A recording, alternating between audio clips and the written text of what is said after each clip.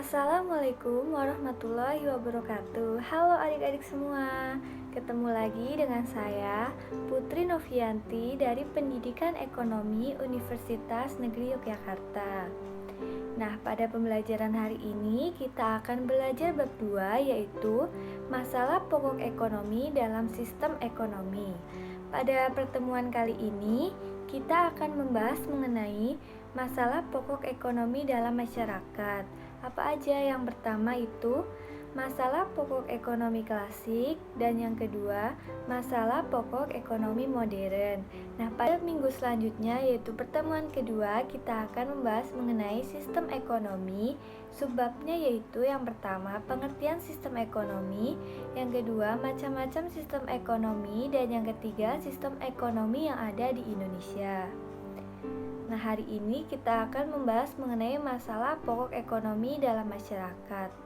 Nah, kita kan kemarin telah membahas masalah ekonomi, yaitu kelangkaan, di mana kebutuhan manusia itu tidak terbatas, tetapi alat pemuas kebutuhannya yang terbatas. Nah, saat ini kita akan membahas mengenai masalah pokok ekonomi dalam masyarakat. Nah, masalah pokok ekonomi itu ada dua. Yang pertama itu masalah pokok ekonomi klasik, dan yang kedua itu masalah pokok ekonomi modern. Nah, masalah pokok ekonomi klasik itu apa? Masalah yang dilihat dari sudut pandang yang sangat sederhana. Nah, jadi kalau klasik itu sangat sederhana. Tujuannya apa? Untuk memperoleh kemakmuran. Nah, kemakmuran itu ketika keadaan di mana barang dan jasa sebagai alat pemuas kebutuhan itu tersedia untuk mencukupi kebutuhan manusia tadi. Nah, masalah pokok ekonomi klasik sendiri itu dibagi menjadi tiga. Yang pertama itu ada masalah produksi. Nah, produksi itu apa? Produksi adalah kegiatan untuk meningkatkan nilai guna suatu barang atau kegiatan membuat barang tertentu untuk memenuhi kebutuhan manusia. Jadi produksi itu kita ataupun suatu usaha untuk menciptakan barang atau memproduksi barang, baik barang maupun jasa, dan digunakan oleh banyak orang ataupun konsumen. Nah, dari masalah produksi ini meliputi apa aja? Yang pertama, cara bagaimana kita memproduksi barang dan jasa. Nah, yang kedua, jenis barang apa yang akan kita produksi. Dan yang ketiga, untuk siapa barang tersebut diproduksi. Nah, contohnya hari ini kita kan lagi di masa pandemi. Nah, oleh karena itu kita harus ataupun kita membutuhkan banyak masker untuk melindungi diri maupun keluarga. Nah, oleh karena itu kita ataupun suatu perusahaan ataupun kesehatan memproduksi masker dalam jumlah yang sangat besar untuk memenuhi kebutuhan manusia, begitu.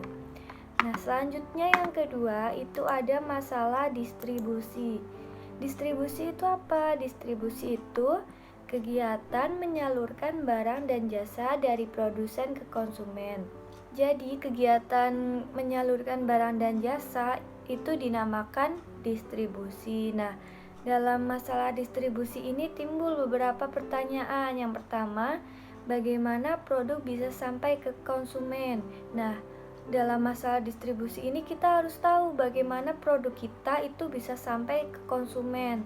Nah, kita harus mempersiapkan cara penyaluran yang tepat. Nah, yang kedua itu apakah jalur distribusi yang tepat agar produk sampai ke tangan konsumen. Nah, tadi ketika kita sudah menentukan jalur distribusi, maka kita harus tahu hal itu tepat atau tidak untuk sampai ke konsumen. Nah, distribusi ini juga ada dua ataupun dapat dilakukan dengan dua cara. Nah, yang pertama itu ada distribusi langsung dan distribusi tidak langsung.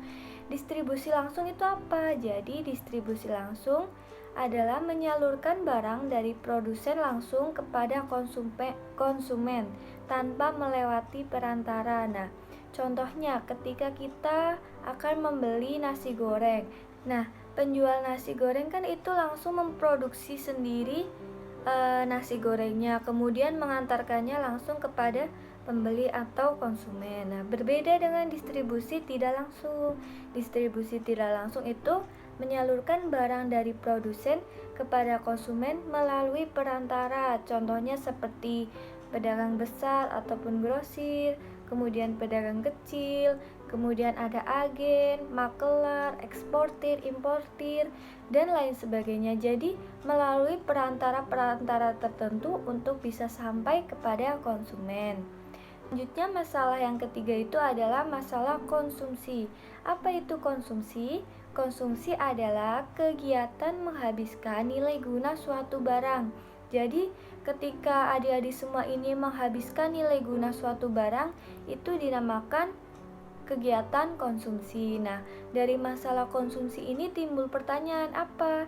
Yaitu apakah barang tersebut dikonsumsi dengan tepat oleh masyarakat sesuai dengan kebutuhannya. Nah, jadi ketika suatu produsen itu memproduksi suatu barang ataupun jasa, nah kita harus tahu apakah produk tersebut dipakai ataupun digunakan sesuai dengan kebutuhannya. Contohnya ketika ada suatu produsen memproduksi sepatu. Nah, apakah sepatu itu digunakan secara tepat oleh penggunanya ataupun tidak? Maka dari itu, produsen juga harus tahu bagaimana konsumennya itu menggunakan ataupun memakai produk-produknya. Nah, kalau emang tidak efisien dan tidak efektif, maka produsen harus mencari cara agar produk tersebut dapat digunakan sesuai dengan kebutuhannya. Nah, konsumsi ini juga dipengaruhi oleh dua faktor, yaitu faktor intern dan faktor ekstern. Faktor intern itu berasal dari diri seseorang. Meliputi apa aja? Yang pertama itu ada sikap, kepribadian, motivasi diri, pendapatan, selera, dan karakter. Sementara ekstern itu adalah faktor dari luar diri seseorang. Meliputi apa aja? Kebudayaan, adat istiadat, lingkungan masyarakat, status sosial, keluarga, dan pemerintah. Nah, itu tadi masalah ekonomi klasik. Jadi meliputi masalah produksi, distribusi, dan konsumsi. Nah, selanjutnya itu adalah masalah pokok ekonomi modern. Nah, sebelum masuk ke ekonomi modern, kenapa dinamakan ekonomi modern? Adik-adik ada yang tahu? Nah, masalah pokok ekonomi modern ini timbul karena adanya perkembangan zaman dan teknologi yang semakin maju. Jadi antara zaman dahulu dengan zaman sekarang itu semakin berkembang, entah itu ilmu pengetahuan, teknologi, kemudian cara berpikir manusia, dan lain sebagainya. Nah, masalah pokok ekonomi modern ini membahas apa aja? Yang pertama itu barang apa yang akan diproduksi atau what. Yang kedua itu bagaimana barang tersebut diproduksi atau how. Dan yang ketiga, untuk siapa barang diproduksi atau for whom. Nah, kita akan membahasnya satu persatu. Yang pertama, barang apa yang akan diproduksi atau what. Nah, masalah ini atau what berkaitan dengan jenis dan jumlah barang yang akan diproduksi. Nah, produsen dapat mengetahui selera atau permintaan pasar melalui survei. Nah, tadi kan kebutuhan manusia itu sangat banyak, sementara alat pemuasnya itu terbatas. Nah, oleh karena itu manusia harus tahu barang apa yang sangat-sangat dibutuhkan oleh manusia tersebut, atau manusia harus menyusun skala prioritas. Nah, skala prioritas kita udah belajar ya adik-adik semua di bab 1. Nah, oleh karena itu ketika kita akan menyelesaikan tentang barang apa yang akan diproduksi, kita harus menyusun skala prioritas misalnya dari kebutuhan primer, kemudian kebutuhan sekunder, dan kebutuhan tersier. Jadi harus disesuaikan antara barang apa saja yang akan diproduksi dan berapa jumlah yang sesuai.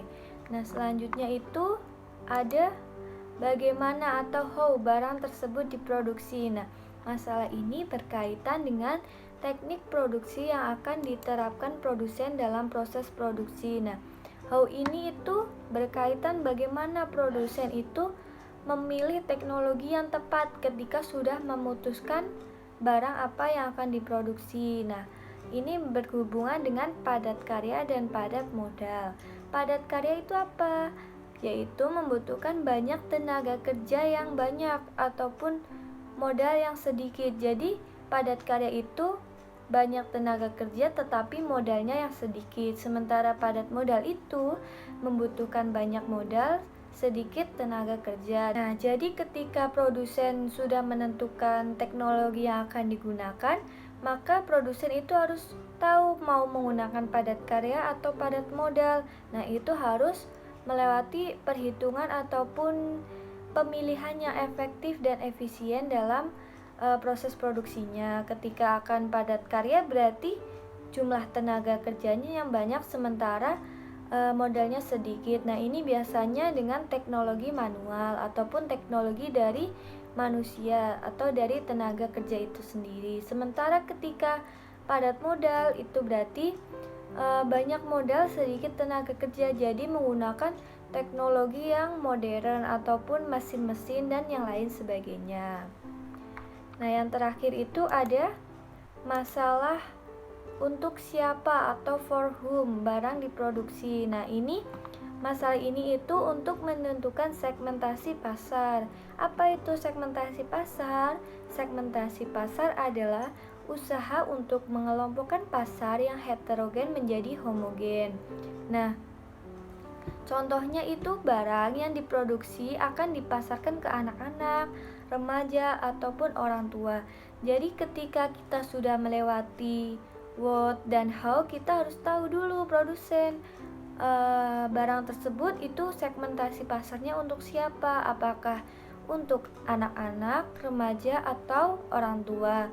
Biasanya juga berkaitan dengan penghasilan, daerah, gender, usia, dan lain sebagainya. Jadi ada beberapa kategori yang diperlukan untuk menentukan segmentasi pasar itu. Nah, jadi ingat ya adik-adik, masalah ekonomi modern itu ada 3, what, how, dan for whom. Sementara kalau ekonomi klasik itu ada 3 juga, yaitu produksi, distribusi, dan konsumsi. Nah, itu tadi pembelajaran hari ini, bab 2 mengenai masalah pokok ekonomi dalam masyarakat. Nah, terima kasih sudah menonton. Semoga ilmunya dapat bermanfaat. Jangan lupa terus belajar. Sampai jumpa pada pertemuan berikutnya. Assalamualaikum warahmatullahi wabarakatuh.